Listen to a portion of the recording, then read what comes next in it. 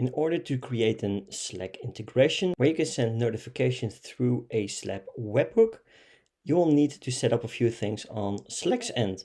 Once clicking on the View Slack documentation, you will come to the following page.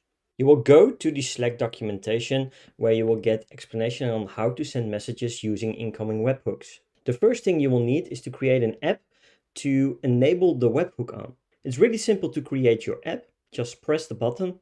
From here you will be able to create your app either from scratch or from an app manifest. Let's create one from scratch. We will give it an app name, and then you will be able to pick your workspace to develop your app in.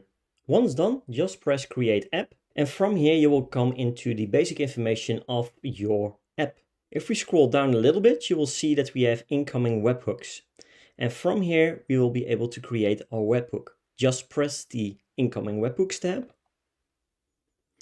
From here, enable incoming webhooks.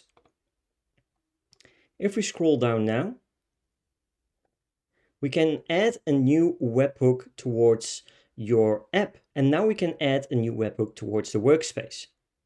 If we press it, and now you will see an overview of chatbot notifications. In this case, this is the app that we created. It's requesting permissions to access the Slack workspace. And now we need to enable a certain channel inside that workspace to enable the webhook on. Just select one from the dropdown, and once done, just press allow.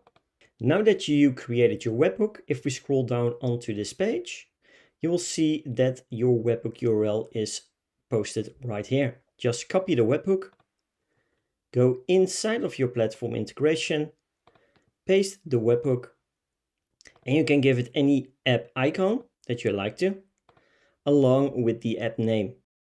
Once done, press create. Once successful, you will see your webhook URL inside of your webhook URL overview. In a later video, we will show you how you can send notifications through your chatbot by using the Flow Builder.